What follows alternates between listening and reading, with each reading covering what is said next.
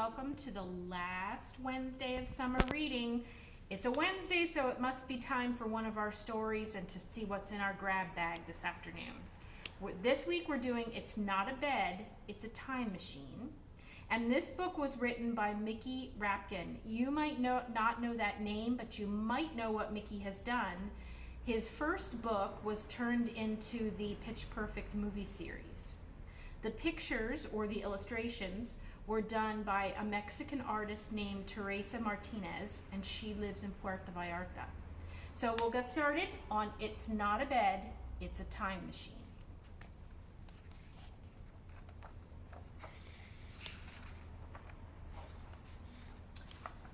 Good night, kiddo. Be brave.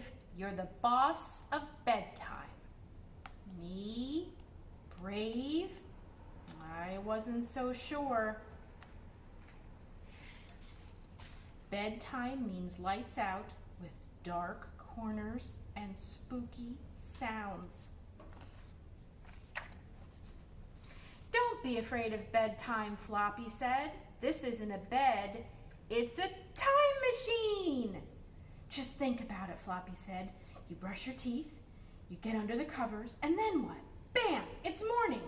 But where do all those hours go? Where do all those hours go? You close your eyes, imagine your next adventure, and then blast off into 5, 4, 3, 2, fun. You know what I saw next? I will give you one Tyrannosaurus guess. If you had to guess, what would you think was the next thing he saw? There's a word clue on the page, Tyrannosaurus. I'm gonna say it might be a dinosaur! And there were hundreds of them. Look at them all. He's still on his bed with Floppy, but he seems to have gone somewhere back in time. These dinosaurs are grilling steaks. This one appears to be late for work, and these guys are running. Whoa, wait a minute. Is this safe? Floppy mumbled. But I was already climbing a tree branch, which wasn't a tree branch at all. Can you guys use the pictures that our illustrator Teresa did to figure out what he's climbing up? It was a dinosaur! Floppy shouted, "Run!" Then the dinosaur licked my hair? Slurp! Yuck. You're not scary, I said. You just want to play.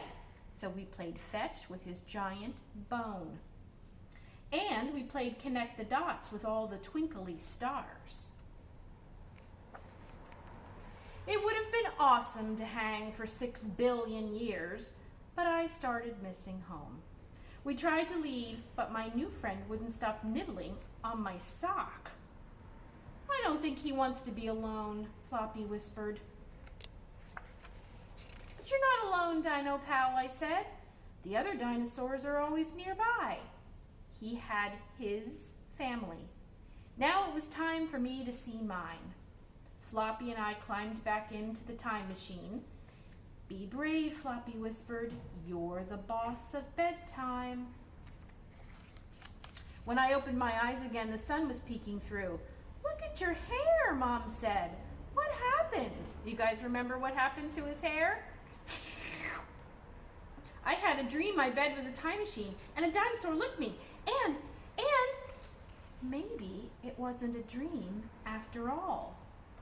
Remember what happened to his sock? There was some nibbling going on. So our little friend here uses his bed as a time machine.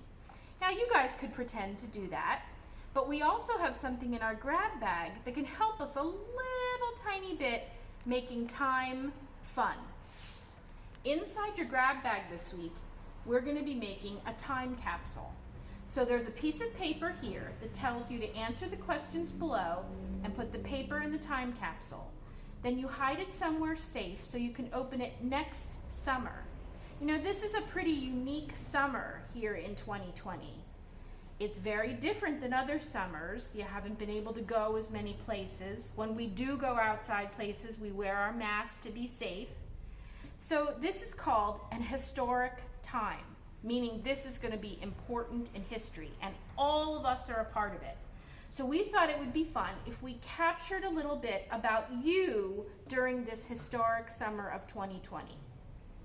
So you can go through and answer the questions. There are all kinds of questions in here, like my best friend is, and you can fill in the name of your best friend, or I think I will gain blank pounds before I open this capsule again. How many pounds do you think you might be bigger next summer? Miss Stephanie is hoping that's a 0, but that remains to be seen. So you answer all the questions, and then there's also a little capsule in there. Now, I already wrote with a marker, do not open until 2021, which is next summer. And I used the stickers that you guys will have in your bag. And you fill this out, and then you're going to fold it up. Fold it up.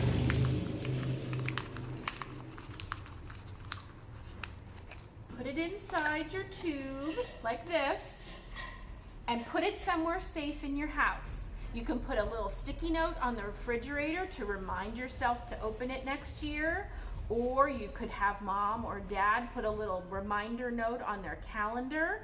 And then next summer, you can open it up and read your answers and see if any of them had changed. You can put this into your photo album and remember what you were like in the summer of 2020. You can also add a picture on the back if you'd like to do that, or maybe a picture of yourself and your friends, maybe your family. And next summer, hopefully we'll all be out playing without masks, and we'll be back to our regular summer reading program. I hope you guys enjoyed it, our virtual summer reading this summer. Check back here at the South Side as we continue our activities online and at the main branch and at our Coolidge branch. Thanks, everybody. Keep reading.